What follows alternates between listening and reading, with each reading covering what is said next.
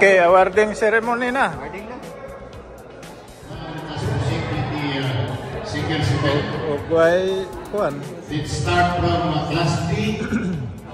Third runner-up goes to the pair of no, single, sorry. Third runner-up goes to Mr. Canis. Next, please come forward.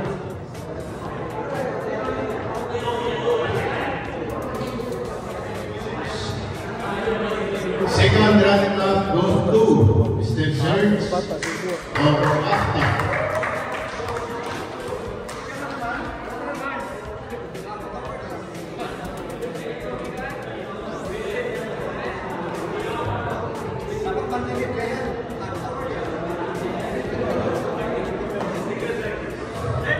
First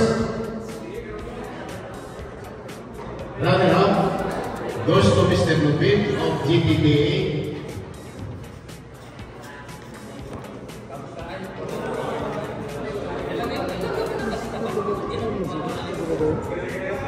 And then champion from Quebec. Of course, as per our tournament rules and the club agreement, that any player who won or the champion will be elevated to the next level. So in the next tournament, he will be in Class C. Okay? See you in the next tournament. Now let's proceed with Class C. For third runner-up goes to Mr. Ben, the Vice President of GTDA.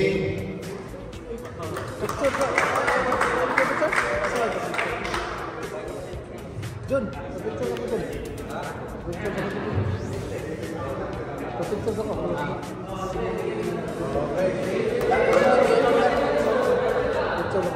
Second runner-up, Mr. Donald of GTDA.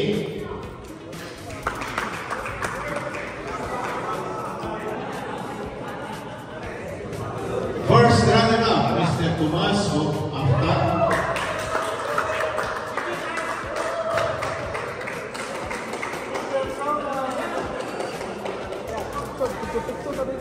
Hindi. And the champion, Mr. Alvin of DPEC.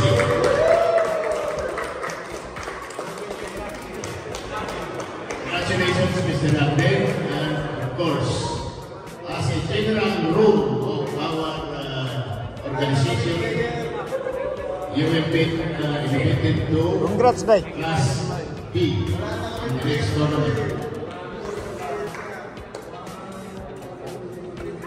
Now let's proceed with Class B.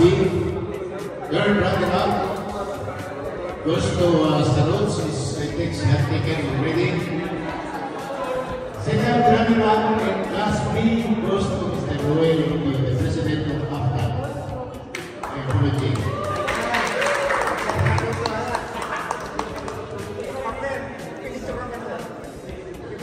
Okay.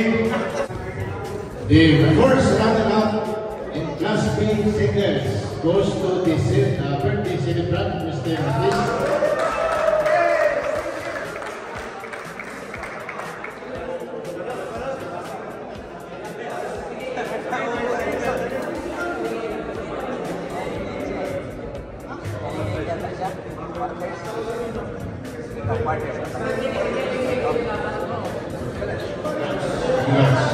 And the champion goes to Mr. Lupin.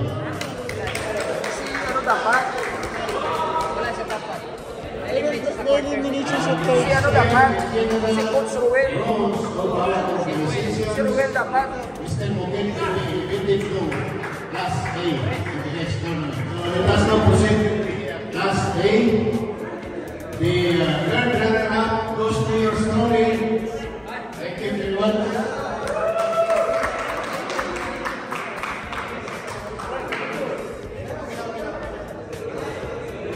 The second runner-up is the Rodney Rodney Hernandez.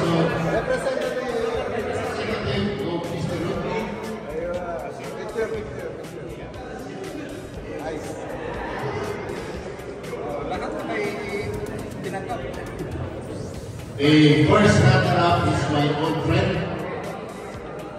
Mr. Edwin Darwin.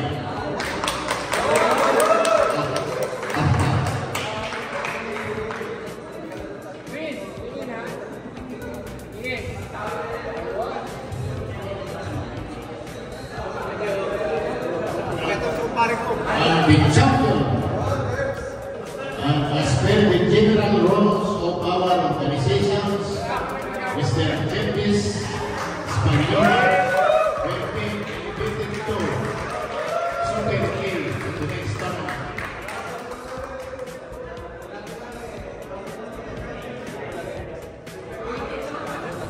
Okay, so let's proceed to the Super A. Third runner-up goes to the same GTDA. Okay. Can you please come forward and receive the copy of your brother? Third runner-up.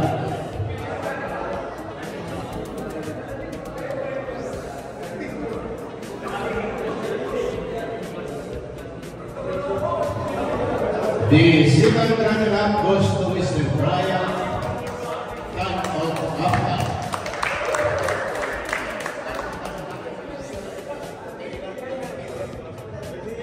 Mr.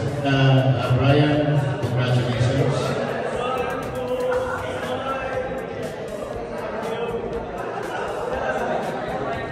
The first runner-up goes to our consistent player from TPEC, Mr. White. Very consistent. Every time there is a tournament, he's always there.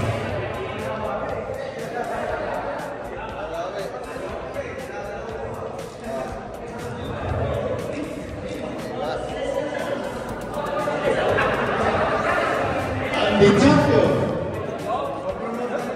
I think for the third time this year, goes to Mr. Timar Navarro.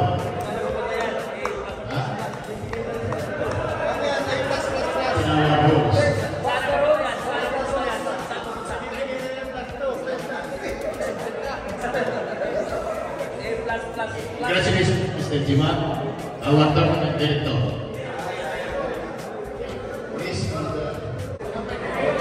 Now, let us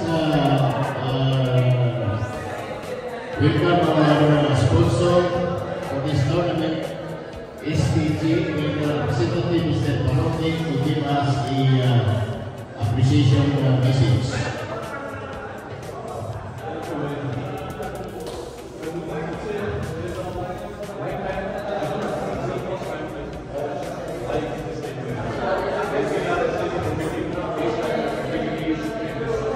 And support also this kind of activities and the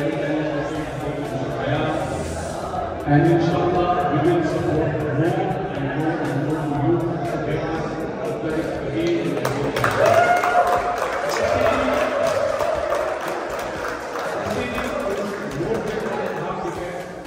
Here in Eastern Province, providing the services, application, mechanical, civil, electrical, scaffolding, and we have also the good of English. And we wish that Panote for the support and for coming over today. Okay? Thank you.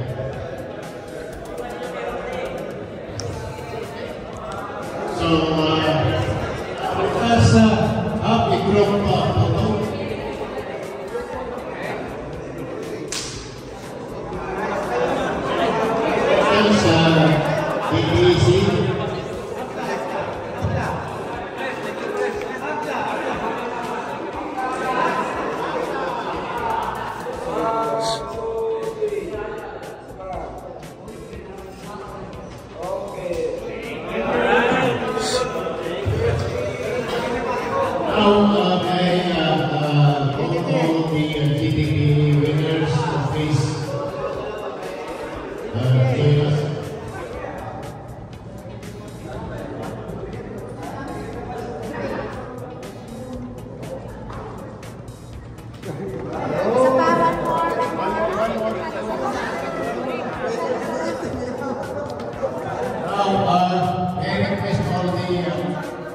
all the club to please have a group photo.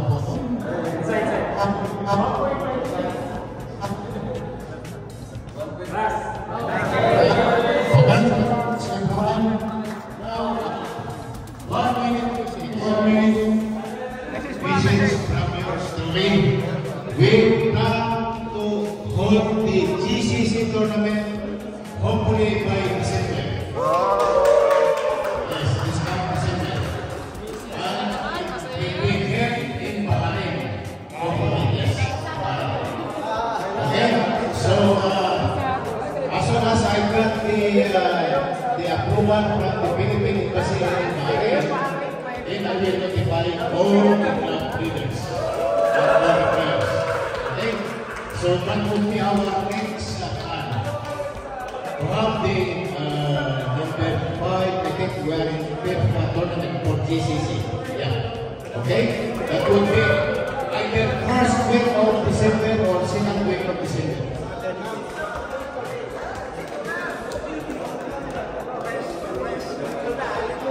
That would be the tournament will be participated by all the clubs in GCC.